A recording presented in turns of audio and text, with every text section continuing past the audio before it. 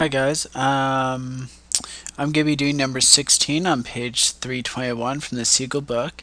It says calculate Ki for a non-competitive inhibitor if 2 times 10 to the negative fourth inhibitor yields 75% inhibition of an enzyme catalyzed reaction. Okay, so what does that mean? That means that you need to know the velocity for a non-competitive inhibitor. The non-competitive inhibitor scheme looks like this.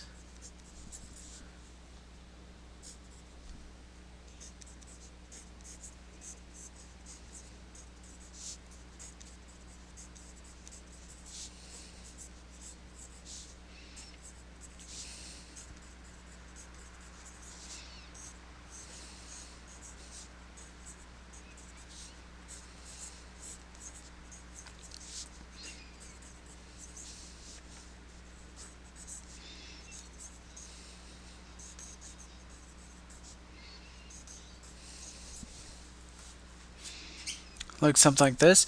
Remember that whenever you rate your constants, these are the dissociation rates. So Ki and all that stuff is going to be when it dissociates. I'm going to do this one just from scratch, just to show you how it's deviated. I'm going to do it a specific way that I do it. If it's confusing, please skip forward. If you can follow it, great. V over V max. Actually, I'm just going to write velocity right now. Velocity is going to equal, so the velocity is going to be the enzyme substrate complex times whatever this is, Kcat, or Kp, K2, whatever you want to call it. So it's going to equal how fast our enzyme substrate complex is going to be made into product, which is Kcat.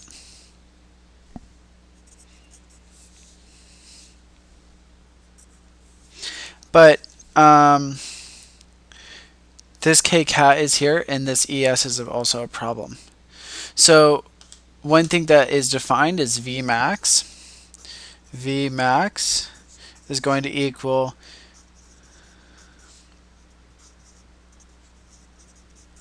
what that means is that a maximum velocity that can be happening is if that all of your enzyme is in this complex and it's multiplied by Kcat, and it's going to be making your product, right? So that means the maximum velocity that you can do is E total times Kcat. So what I'm going to do now is I'm going to divide both sides by E total.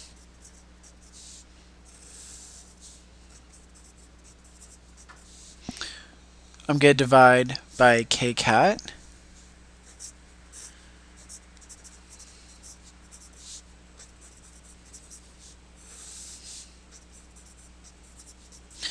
The enzyme total is going to equal the free enzyme plus all the other components. Different, so it's going to be enzyme can exist in this form, or these two forms.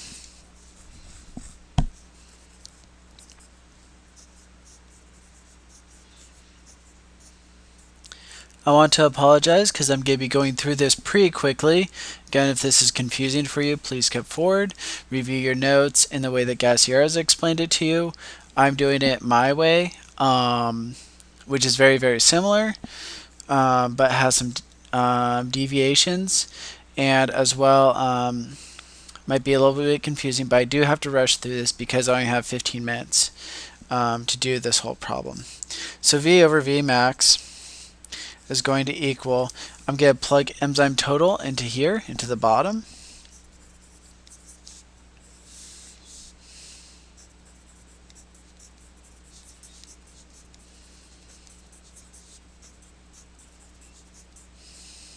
Okay. So it is, I plugged this into where that is. So how do we get each one of these? Well, what we want to do is, because we can't really solve it for any of these specific ones, we need to get this all in terms of free enzyme. I'm going to do it for this ES one. I'm going to do it for the EIS.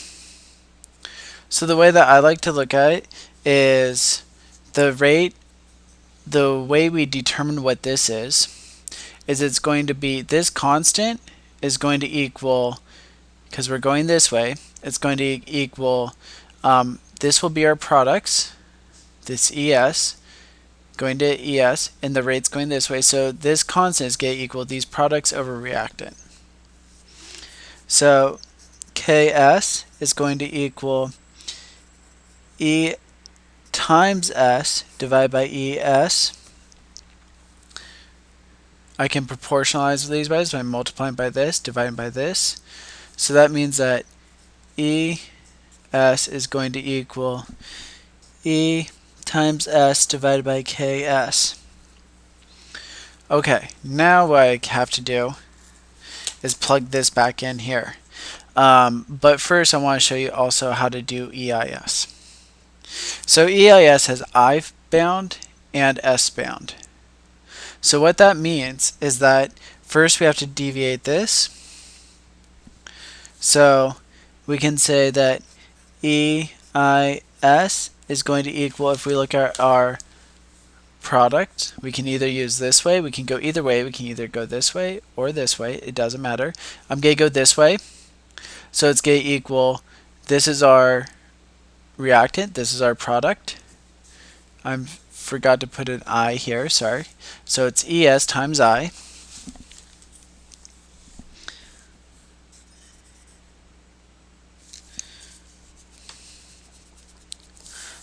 So that means that KI is going to equal products, which is ES times I divided by ESI.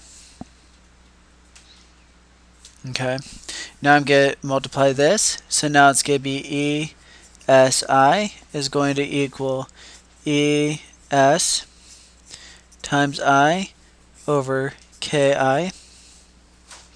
And now we can look at here, this ES, we can take it up here and use this. So now it's going to equal ESI is going to equal E times S.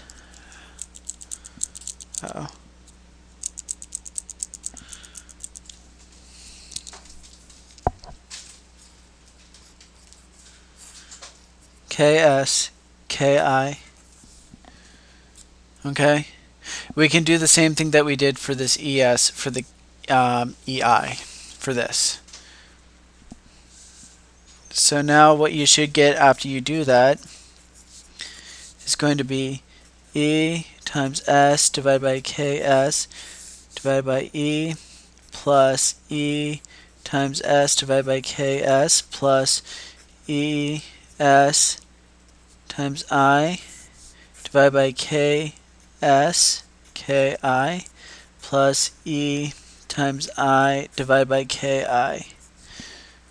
I'm going to take out all the free E's. These are all multiplicates. I can pull them all out of the equation. V over V max is going to equal S over KS divided by 1 plus S over KS plus S times I divided by KS times KI plus I over KI. Okay, I'm going to drop this down and bring this to the next page.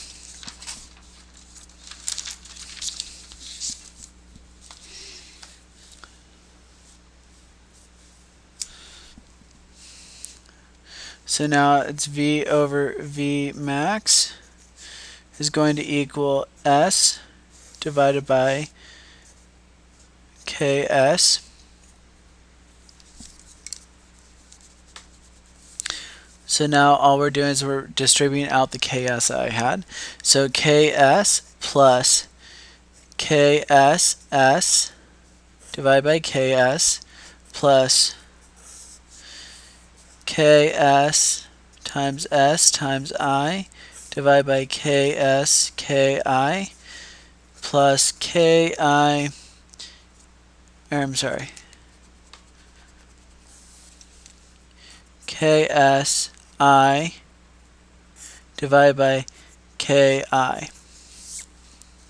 So now I can take out a lot of these KS's, this one, this one, this one, this one, and I'm going to regroup these. So I'm going to group these together and these together. So now it's going to be V over V max is going to equal S divided by KS. So I'm taking this KS, and I'm taking this KS, and I'm going to pull them out, and I'm going to group them into one. So when I take KS out here and KS out here, I should get 1 from here, and I over KI.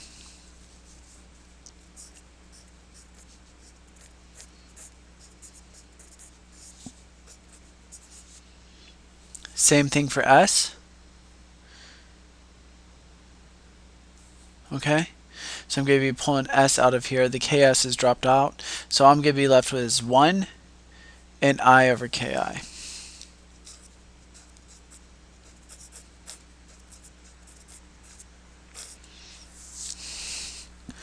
I'm not really liking our S, which is our variable, so whenever we plot this, it's going to be V versus S. So I always want to try and get S alone. So what I'm going to do now is I'm going to multiply by 1, the bottom, by 1 over 1 plus I over KI. I'm going to do the same thing for the other side too, for the V max.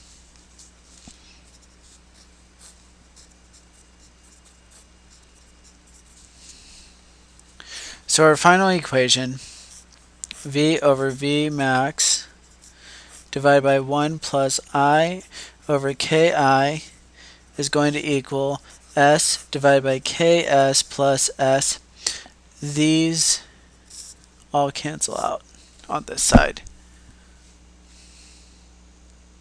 Okay, now we can multiply this side to get our final velocity equation.